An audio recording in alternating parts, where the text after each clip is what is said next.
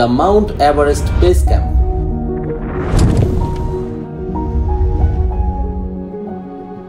Trekker এবং পাহাড় প্রেমীদের জন্য স্বপ্নের একটি জায়গা, আমিও তাদের ব্যতিক্রম নই। এক সপ্তাহের কঠিন পথ পেরিয়ে আমি আমার গন্তব্যের অনেকটা কাছে চলে এসেছি।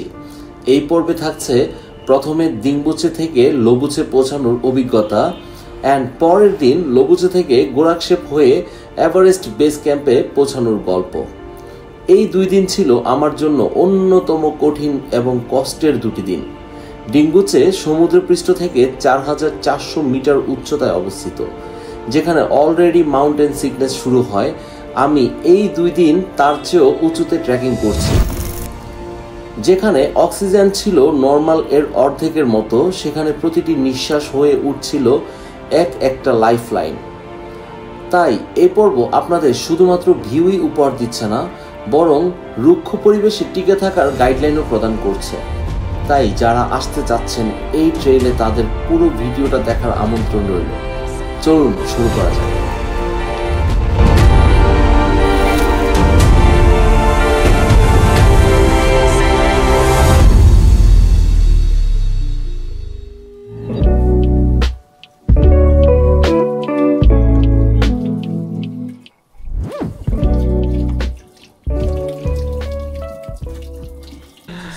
পৃথিবীটা গোল, দেখতে দেখতে আবার দেখা হয়ে যায় পুরাতন মানুষগুলোর সাথে।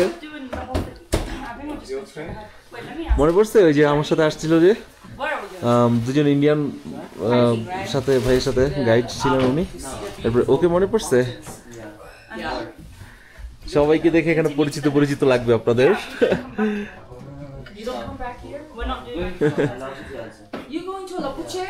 Hello, Dai. Again. Yeah. You made after 3 days or 4 days something. Yeah. So breakfast করলাম. My breakfast is only a coffee. And আমরা একটু পরে মুভ করব। আমরা ট্রাই করতেছি আমরা একটু আগে সামনে যেতে ট্রাই করতেছি, দেখি আমরা কতটুকু যেতে পারি। We are easy, not like that আমরা অনেক দূরে যাব এরকম কিছু না। Oh, there are plans চলতেছে এখানে। We're gonna go see the memorial. খুব বেশি বেশি প্ল্যান দিতে পারে। Memorial for the... I don't understand. I don't know what memorial. What kind I just follow. I don't... Yeah. But yeah. So, good morning again. So anyway, you guys are going to Lobuche? Yeah, I think okay. Yeah. Maybe we are going to Lobuche.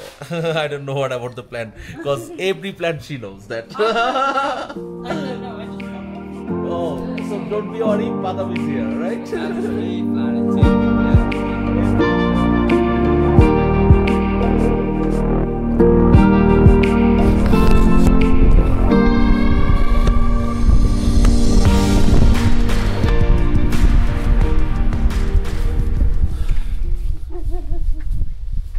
Good morning.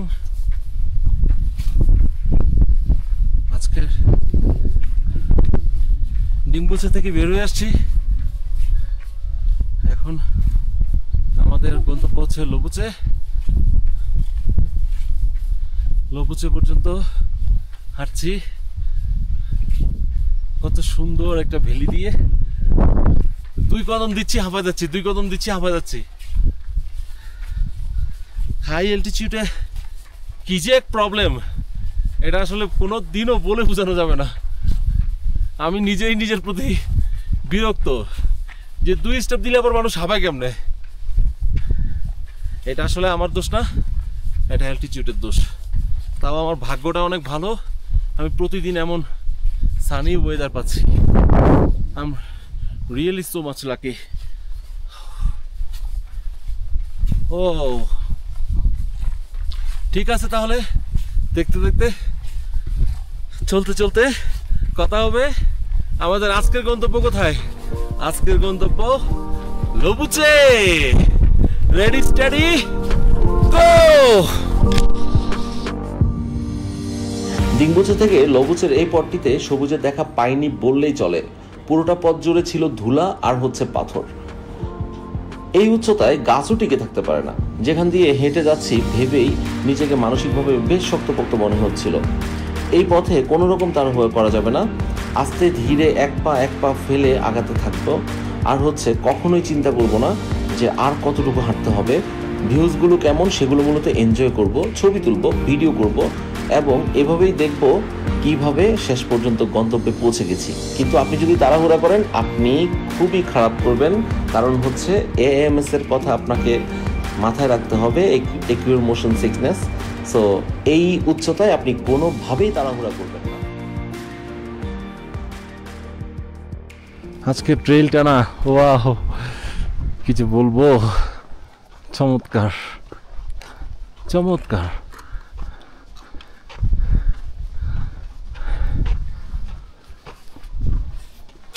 So আমরা হাঁটছি লবুচের পথে।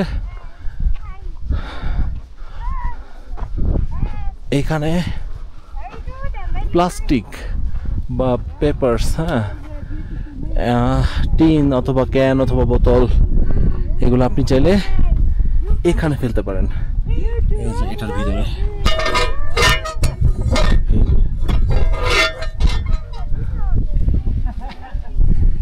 Yeah, Vijay. Yes, sir. How are you? Good. And you? Yeah, I'm also good. Yeah. How's the? Yeah. Can I have a selfie? See, selfie নিব এবং হচ্ছে সেটা ফ্রেমেও থাকবে।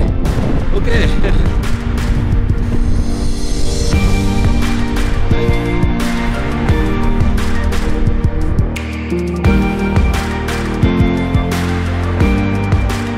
Very excellent guy. Vijay, can you please tell me your number? Yeah. Please. 97 Loudly. 97 61 61 83 83 82 82 31. 31. ওকে। এই পথটা আমার কাছে স্বপ্নের মতো লাগছিল। সকালে পরিষ্কার আবহাওয়ায় হিমালয় রেঞ্জের প্রতিটি সামিট আমি স্পষ্ট দেখতে পাচ্ছিলাম।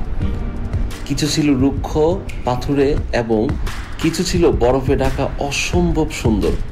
এরকম দৃশ্য যেন আমি কোনো পেইন্টিংয়ে দেখেছি মনে হচ্ছে।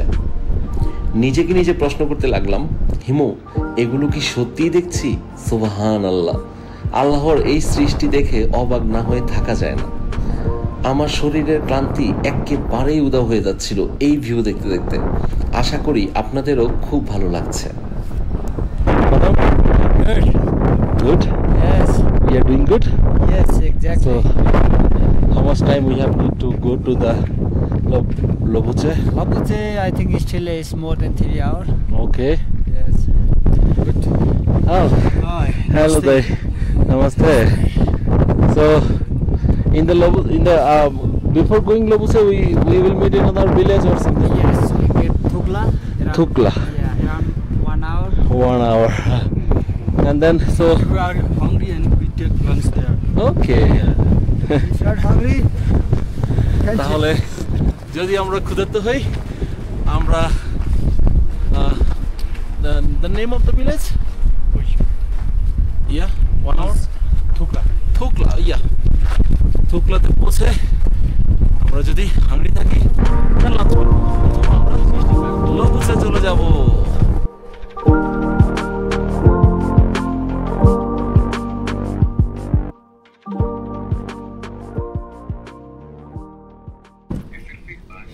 সো এখন আছি থুকলাতে। আর আমি মর্নিংয়ে তো ব্রেকফাস্ট একটু দেরিতে করি, সবাই জানেন। তো থুকলাতে এসে এই যে মর্নিংয়ে ব্রেকফাস্ট নিলাম, চাউমিন উইথ 2 বয়েল এগস।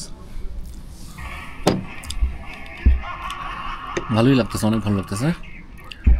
আর আজকে লবুচে পৌঁছে যাব। আর আমাদের প্ল্যান হচ্ছে লবুচে থেকে আরেকটু সামনে চলে যাব, মানে আরও 45 মিনিট সামনে চলে যাব ভিড় এড়ানোর জন্য। যদিও অফ সিজন, খুব বেশি মানুষ নেই, বাট আমরা একটু নীরবে শান্তিতে থাকতে চাই। ওকে, ব্রেকফাস্ট ভালো ছিল, থ্যাংক ইউ। থুকলা থেকে আমরা যখনই থুকলা আসছি, থুকলা পাহাড় মোটামুটি অনেকটা উপরে উঠতে হবে। তো এইখানে এসে যেটা পাচ্ছি সেটা হচ্ছে প্রচণ্ড বাতাস, আর বাতাসের মধ্যে খুবই সার্ভাইভ করতে হচ্ছে। আর এই যে আমার ফ্রেন্ডের সাথে দেখা হয়ে গেল, আমার তামিলনাড়ু ফ্রেন্ড। ওর সাথে আমার আরও 3 দিন আগে দেখা হয়েছিল, 3-4 দিন আগে। সেও চলো। তো এখন আমরা আবার উপরের দিকে যাচ্ছি, but it's little bit challenging when the wind's coming a lot and just going to uphill. It's little bit challenging, you know. Yeah. So we are now how much altitude? Maybe 4,900. yeah, we are just reaching the 5,000. Yeah, 5,000 meter. Oh, 200 less. Yeah. maybe 1 or 200. Let's see. Yeah, maybe. Okay. Thukla পাস থেকে চলতে চলতে এই পর্যায়ে থুকলা পাসে এসে আমি বেশ স্ট্রাগল করছিলাম। থুকলা পাসে আমার 3 পাসের প্রথম পাসগুলো সম্পর্কে একবার আপনাদেরকে একটু করে ধারণা দেই। 2টি হিমালয়ান ভিলেজের মাঝামাঝি যদি মোটামুটি একটা উঁচু পাহাড় থাকে এবং এক ভিলেজ থেকে আরেকটা ভিলেজে পৌঁছাতে আপনার পাহাড়টি যদি উপরে উঠতে হয় আর কোনো বিকল্প রাস্তা যদি না থাকে, তখন পাহাড়ের উপর থেকে নিচ পর্যন্ত ট্রেকিং করার একটা পথ তৈরি করা হয়ে থাকে, যেটা আপনাকে পাহাড়টা অতিক্রম করে পরবর্তী ভিলেজে পৌঁছাতে সাহায্য করে। থুকলা পাসে এসে হঠাৎ করে খাড়া কয়েকশো মিটার পথ উঠতে হয়, যার কারণে এই ঠান্ডা বাতাস আর এর মধ্যে অনেক কষ্টকর হয়ে উঠেছে। সামনে আপনারা সেগুলো আমার অবস্থা দেখেই বুঝতে পারবেন। উপরে উঠলাম, অনেক কঠিন।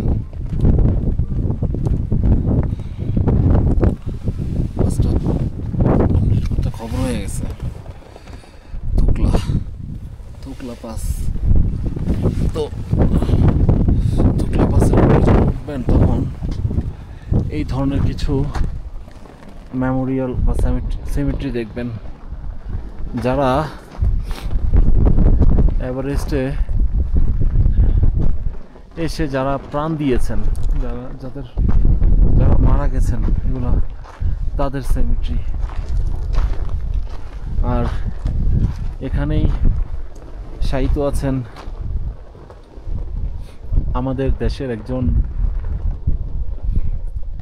এভারেস্ট বিজয়ী সজল ভাই।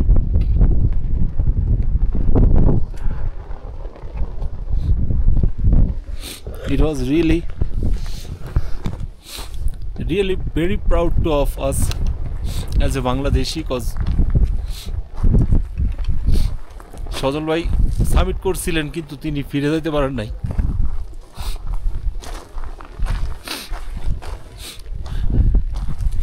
হয়তো বোঝানো যাবে না যে কতটা কঠিনের রাস্তা।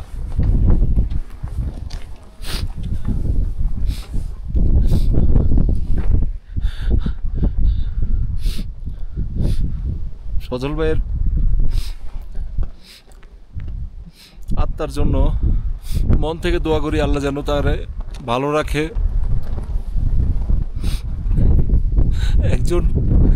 একজন পর্বতারোহী, মাউন্টেনার হিসেবে তিনি যেন আমাদের মাঝে আজীবন থাকে। এতটা কষ্ট করে এই পাহাড়ে এসে নিজের জীবন বাজি রাখতে তিনি কার্পণ্যতা করেন নাই। আসলে আমাদের জানি না ওনার ফ্যামিলির কি খবর বা কিভাবে পরিবারের মানুষগুলো কিভাবে শোক পালন করতেছে।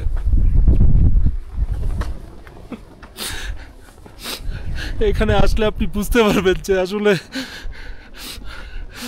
ওনার চলে যাওয়াটা কত হৃদয় বিদারক ছিল, না তো আপনি জীবনে বুঝতে পারবেন না। আল্লাহ আপনি সজল ভাইকে বেহেশতে নসিব করেন।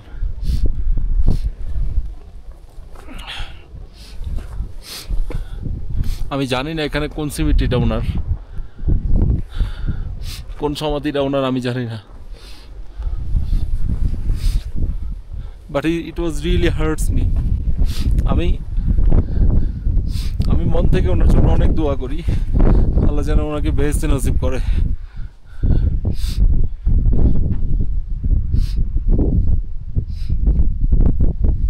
এইখানে পৃথিবীর অনেক অনেক মানুষজন এখানে শুয়ে আছেন, যারা এভারেস্ট সামিট করতে গিয়ে অথবা করে এসে যারা প্রাণ হারিয়েছিল।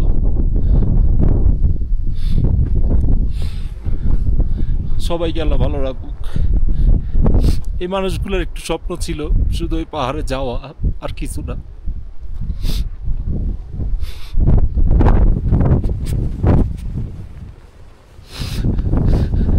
ওনারা কোটি টাকার জন্য ওই জায়গায় যায় নাই, শুধু একটু মনের শান্তির জন্য গেছিল।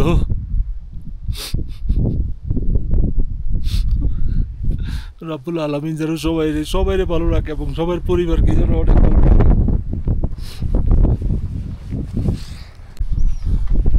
ফাইনালি, ওরে বাপরে বাপ, ফাইনালি লবুচে এসে পৌঁছাইলাম। সো ফাইনালি আমরা লবুচেতে আসছিলাম 10 মিনিট ব্রেক নিয়ে। আমরা এখন আবার এই যে লবুচে থেকে চলে যাব। আমার আজকের পার্টনার হচ্ছে ও। তো লবুচে থেকে আমরা এই পথে চলে যাব। মাঝখানে লবুচে এবং মাঝখানের একটি জায়গা আছে যার নাম হচ্ছে পিরামিড। সেখানে একটাই মাত্র টি হাউস আছে। তো আমরা সেটার উদ্দেশ্যে রওনা দিচ্ছি। আমাদের এখান থেকে আমরা যেহেতু অনেক স্লো যাব। ওয়াও, কি সুন্দর একটা লাল পাখি। Wow, how nice a red bird. Can you see? Hello. Wow, excellent red bird.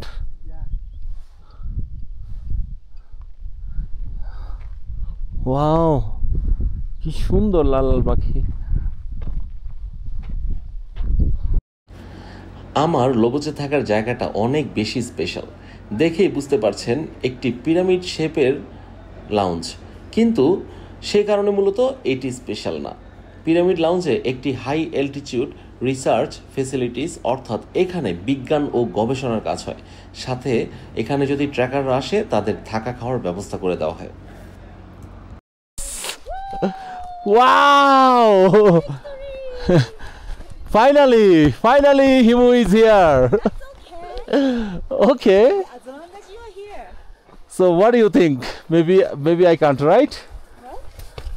We are worried because I almost made a mistake going right. Yeah. So I said, oh, so he didn't make it wrong. Yeah. Key and then waiting, you know. Good, And- good, I'm glad. Yeah. Hey. So meet my friend. Yeah. He's an Indian. Oh, nice to Yeah. Okay, nice to meet you. I met with Ruth. I met with him, Ruth, and last 3 or 4 days ago, we was talk together. We met, and now he wants to stay with me. I got a new friend. Wow. Your new friend. Chal. Oh, Just we are too much tired.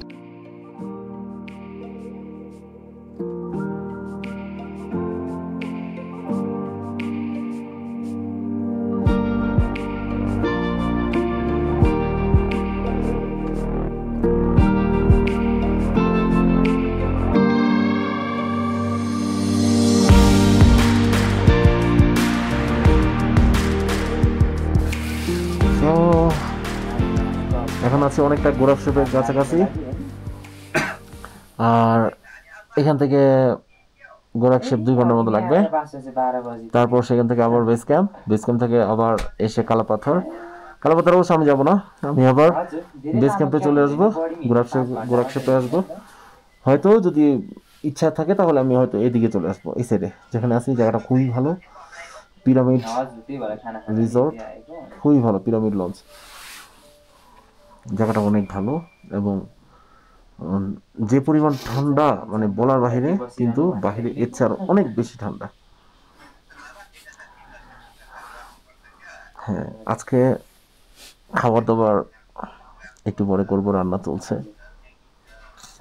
এখানে chicken, ডাল, ভাত আজকে আমি পাচ্ছি, কারণ হয়তো ওনারা নিজের জন্য কিছু চিকেন রাখছিল, সেখান থেকে হয়তো আমাকে দিবে। আর সেটা আমার আজকে 1500 টাকার মতো চিকেন আর ডাল ভাত খরচ করবে। আর এখানে ওয়াইফাই সিস্টেমটা হচ্ছে, এখানে স্টারলিংক এক ধরনের ওয়াইফাই পাওয়া যায় যেটা স্যাটেলাইট থেকে আসে। ওই ওয়াইফাইটা নিতে আপনার শ্রেণীভেদে 800 থেকে 1000, কখনো 800, 1000, 1100 এরকম লাগে একটা ডিভাইসে অনলি। আপনি যদি 2টা ফোন থাকে সেক্ষেত্রে আপনি 2টা ফোনে লগ ইন করতে পারবেন না, একটাতেই লগ ইন করতে হবে। তো আমি আজকে যেটা বললাম সেটা হচ্ছে আমার 2টা ডিভাইস, এর মধ্যে এই 2টাতে আজকে অলরেডি আমাকে দিয়ে দিছে, 2টাতেই লগ ইন করতে দিচ্ছে। এবং এই ভাইয়াটা অনেক কাইন্ড, তিনি আমাকে আজকে 1000 টাকায় 2টা ডিভাইসে কানেক্ট করতে দিচ্ছে। তারপর এই যে এখানে হচ্ছে চার্জের বিষয়টা, এই পুরো এরিয়াতে চার্জ দিতে গেলে একটা ডিভাইস, যেমন কালকে আমি আমার এই একটা ফোন চার্জ করছি 500 এবং ওই একটা ফোন চার্জ করছি 500, মানে 1000 টাকা আমাকে দিতে হয়েছে। আর টাকা বলতেছি এই জন্য, টাকা এবং ওই নেপালি রুপি অলমোস্ট সেম। যখন আপনি টাকাকে ডলার করবেন, ডলারকে আবার নেপালি রুপি করবেন, ওই ঘুরে ফিরে জেলেও সে কত। কালকে আমাকে 2টা ফোন চার্জ দিতে 1000 টাকা লাগছে, বাট আজকে আমি ফ্রিতে পাচ্ছি, খুব ভালো লাগছে।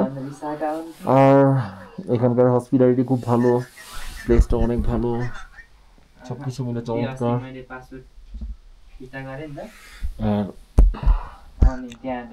তাহলে এই আর কি, কালকে যদি শরীরটা আমার ভালো থাকে, আজকে আমার অবস্থা খুবই খারাপ ছিল। আজকে আমার AMS এর জন্য মেডিসিন নিতে হয়েছিল, তো একোর মোশন সিকনেসের মেডিসিন নিতে হয়েছিল। এবং থুকলাপাস যখন বাইপাস করছিলাম তখন প্রচণ্ড পরিমাণ ক্লাউড ছিল, যে ক্লাউডের কারণে আমার কাছে আর কোনো অপশন ছিল না। প্রচণ্ড ক্লাউড ছিল যেটা আমার মানে মাথায় নিতে পারতেছিলাম না, এত বাতাস আর এত বাতাস। যাই হোক, তাহলে যদি আল্লাহ সুস্থ রাখে ইনশাল্লাহ কালকে বেস ক্যাম্পে পৌঁছাবো, ইনশাল্লাহ স্বপ্নের জায়গায় পৌঁছাবো। আরেকটা দিনের জন্য অপেক্ষা, সুন্দর একটা সকালের জন্য অপেক্ষা। আল্লাহ যেন কালকের ওয়েদারটাও এরকম রাখে। আর এই আর কি, ঠিক আছে, বেস্ট অফ লাক। আর খাবার দাবারের সময় আবার আজকের খাবারটা ভিডিও করে দেখাবো, কেমন হয় না হয়। ঠিক আছে, thank you so much, bye. তো দেখতে দেখতে আজকে সেই দিন এসে পড়ল। আজ আমি পৌঁছাবো এভারেস্ট বেস ক্যাম্পে। এই দিনটার জন্য আমি অনেক বছর ধরে অপেক্ষা করছি, কিন্তু আমার শরীরটা আজকেই খারাপ হইতে হবে। গতকাল পিরামিডে পৌঁছানোর পর থেকে শরীরে অস্থির অনুভব করছিলাম। তো সমুদ্রপৃষ্ঠ থেকে 5050 মিটার উপরে অবস্থান আমি আগে কখনোই করিনি, তাই শরীরের অ্যাডজাস্ট করতে পারছিল না। তার সাথে রাত যত বাড়ছিল অমানবিক ঠান্ডা ছিল, সব মিলিয়ে আমি একেবারে ভেঙে পড়ি। আর আজকে তাই আমাকে ব্লগে কথা বলতে একেবারেই কম দেখবেন। তবুও এটা যেহেতু আমার জীবনের শ্রেষ্ঠ একটা দিন, তাই আমি চেষ্টা করেছিলাম যতটুকু ভিডিও করা যায়। লবুচে থেকে এভারেস্ট বেস ক্যাম্পের দূরত্ব মাত্র 8 কিলোমিটার। মাঝে দেখা যায় এই ট্রেলের শেষ ভিলেজ গুরাকশেপ। ট্রেকাররা ইভিসি ঘুরে এসে এখানে রাত্রি যাপন করে। তো আমি গুরাকশেপ ক্রস করে আস্তে আস্তে বেস ক্যাম্পের দিকে যাচ্ছিলাম, আর ধীরে ধীরে আমার চোখে ধরা দেয় পৃথিবীর সর্বোচ্চ পর্বতগুলো।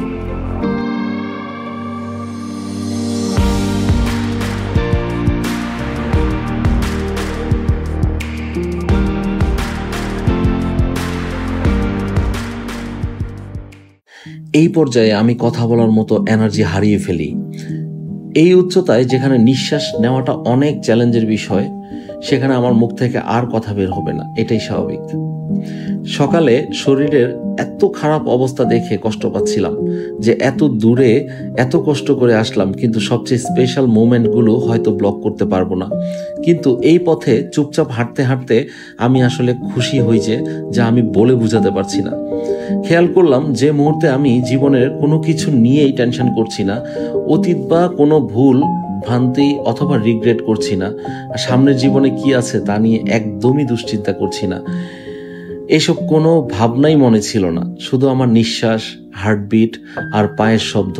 কি অদ্ভুত নীরবতার মাঝে নিজেকে নিয়ে সবকিছু ভাবছি। এই যে উঁচু উঁচু পাহাড়ের তুলনায় নিজেকে খুব সামান্য মনে হচ্ছিল। আরও একটা কথা ভেবে এতটাই অবাক লাগছে যে আল্লাহ দুনিয়ার এত সুন্দর কিছু তৈরি করার পরেও আমার আপনার মতো মানুষকে করেছেন পৃথিবীর শ্রেষ্ঠ জীব। এভাবে নিজের সাথে নিজে কথা বলতে বলতে আমি শেষ পর্যন্ত বেস ক্যাম্পে এসে পৌঁছে যাই। আমি ফাইনালি পেরেছি। শত কষ্টের পরেও হাজার হাজার ট্রেকারের মাঝে আমি হিমু ইবিসিতে আসতে পারার সৌভাগ্য। একটু যে চিৎকার দিয়ে নিজের মতো করে বিজয় উদযাপন করব, সেই অবস্থাটাও আমার ছিল না। আমাদের সবার জীবনেই এরকম পাহাড় সম বাধা বিপত্তি আসতে থাকে, কিন্তু আমরা যদি ধৈর্য সহকারে প্রতিটা পাহাড় অতিক্রম করে আমাদের লক্ষ্যে পৌঁছাতে পারি, তাহলে সব কিছু সার্থক মনে হয়।